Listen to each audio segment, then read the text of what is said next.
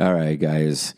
Have you ever noticed that some guys, and it might be you, I know it's definitely been me, are walking around like an emotional vending machine?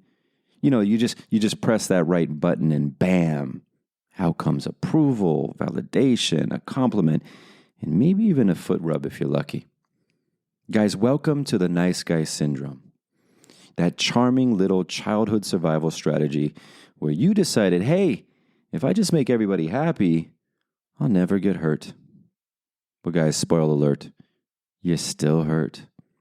But now, instead of dealing with it, you're 35 years old, dating emotionally unavailable women, and wondering why you feel like a doormat with a beard. See, most of us nice guys were trained early.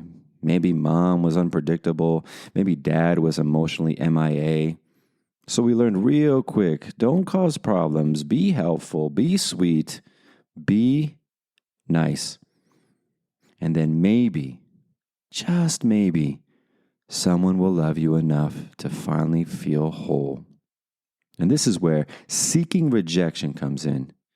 Yeah, guys, you heard me. Seek it. Chase it. High-five it like it's a bro at the gym, because the only way to stop living for other people's approval is to start not giving a shit when they don't give it to you.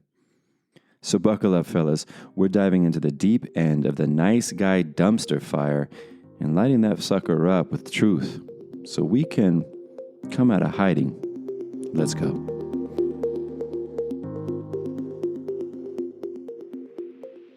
All right, fellas, now brace yourself. Today we're talking about something most guys, I would probably say, rather would walk on broken glass than actually do. And that is intentionally get rejected. Yeah, you heard me. Not dodging rejection, not pretending you're cool with whatever's happening. I'm talking about walking into the emotional battlefield and saying, hey, here's who I really am. Take it or leave it.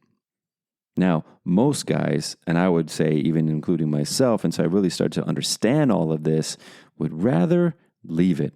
And that is the fucking point. Because here's the wild truth. Rejection doesn't kill you, it actually frees you.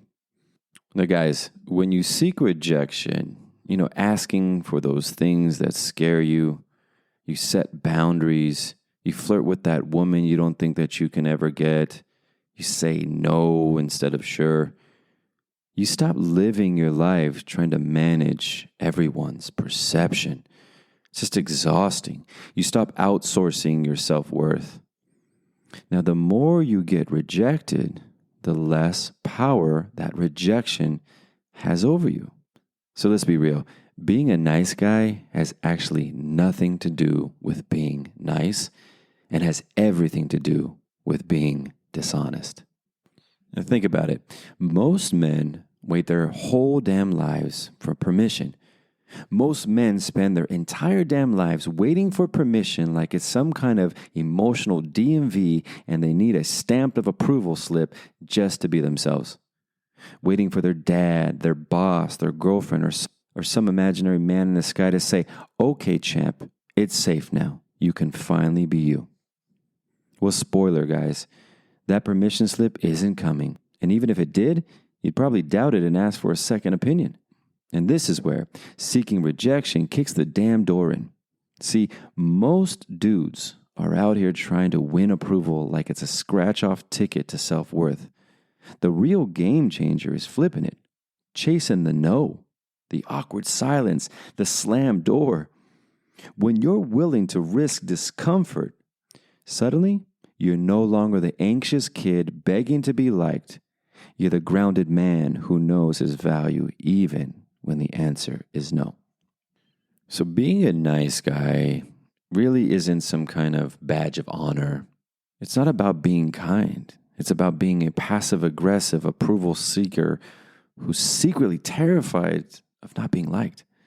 Or like Dr. Robert Glover, the guru who slapped nice guys awake, puts it, nice guys believe if they are good, giving, and caring, they will be loved, get their needs met, and have a smooth life. Nice guy syndrome isn't about being nice. It's about manipulating through being nice. Because deep down, you're terrified of being rejected, disliked, or even worse, seen as flawed. In translation, if I never upset anyone, maybe people will love me. What ends up happening, you become spineless, emotionally nurtured version of yourself that no one actually trusts and nobody wants to sleep with. Look, guys, been there, done that. I've got the emotional scars to prove it. I was the classic example of the nice guy. I was the poster child for the nice guy syndrome. So I'm going to tell you a little bit about me. My first quote-unquote real relationship, that one where you're already planning the wedding, the dog, the 2.5 kids, the white picket fence, even though you're still trying to figure out algebra, that one? Well, I was 14. She cheated on me, but hey, here's the kicker. I was cheating on her too, because apparently emotional maturity wasn't on either of our teenage to-do lists. But didn't matter because feelings, because love, because hormonal delusion. The moment I found out, something snapped.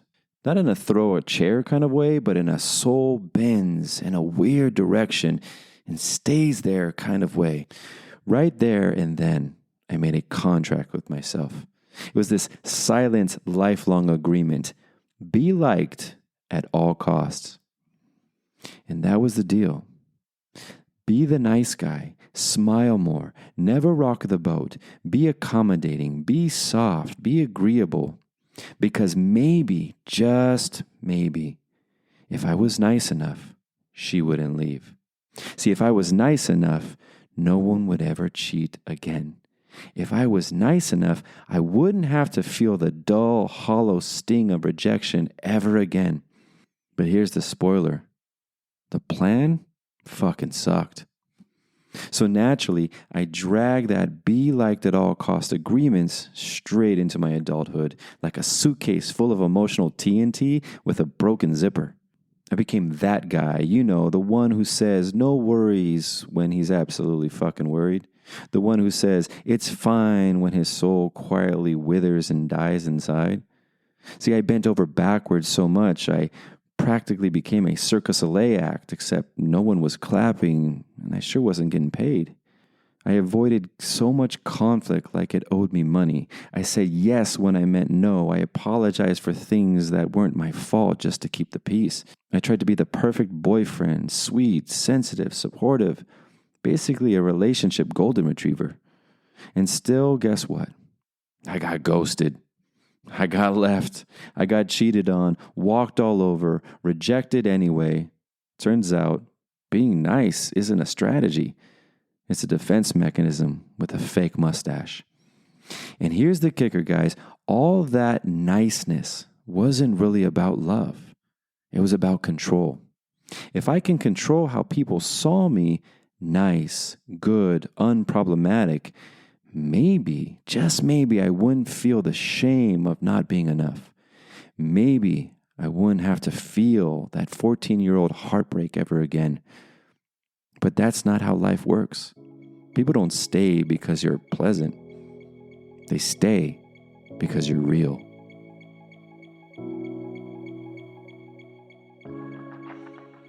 So here's the deal.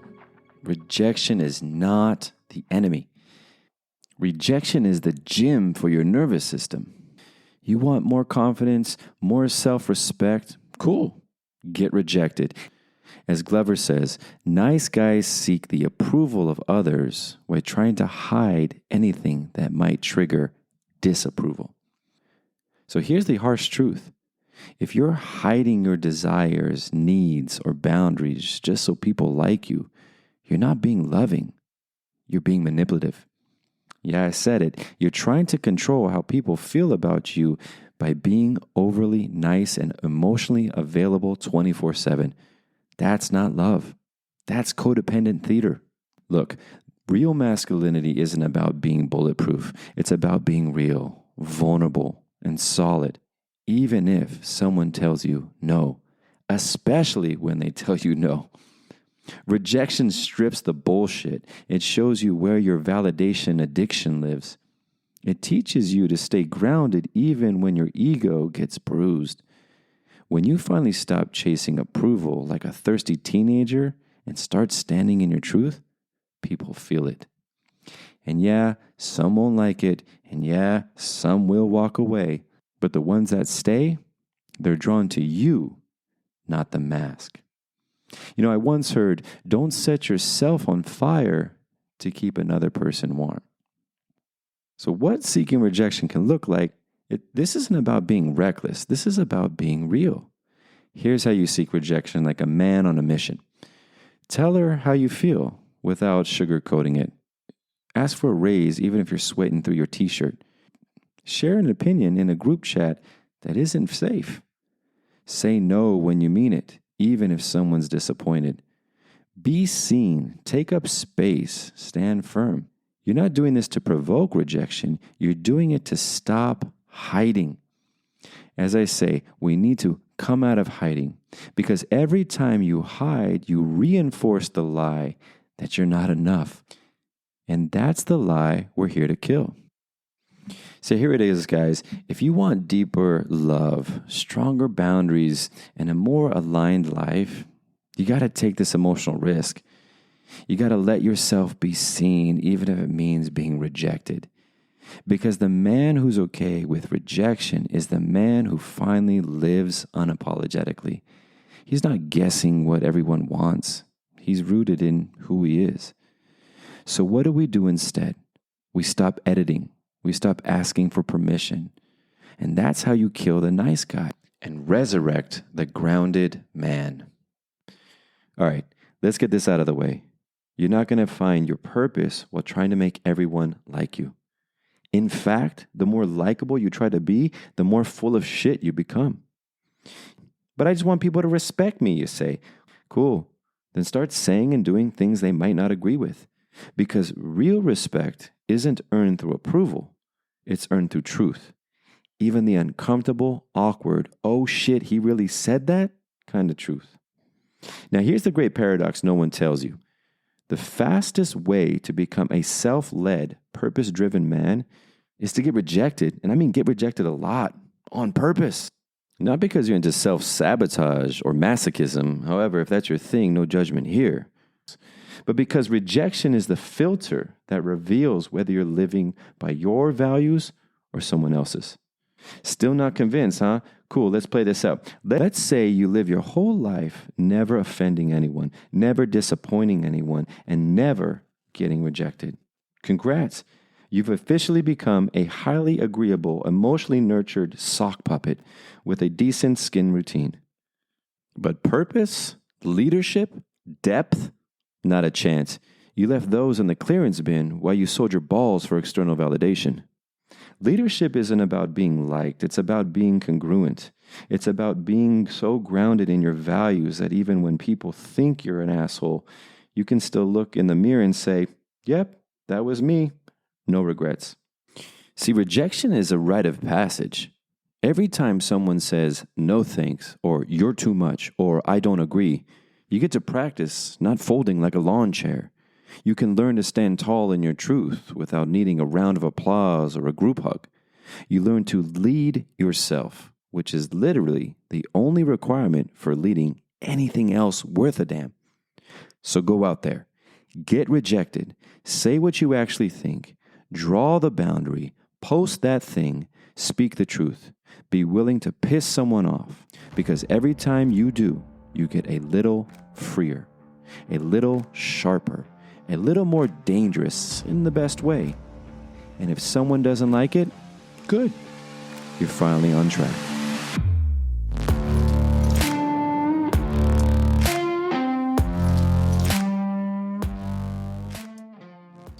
All right, guys.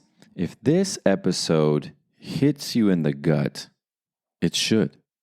That knot in your stomach, that's not indigestion.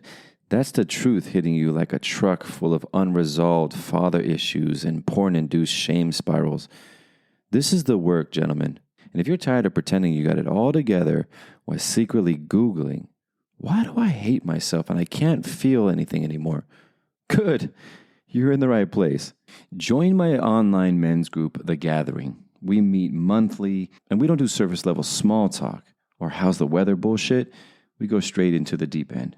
Emotional maturity, boundaries, father wounds, sex, anger, numbness, shame, grief, all of it.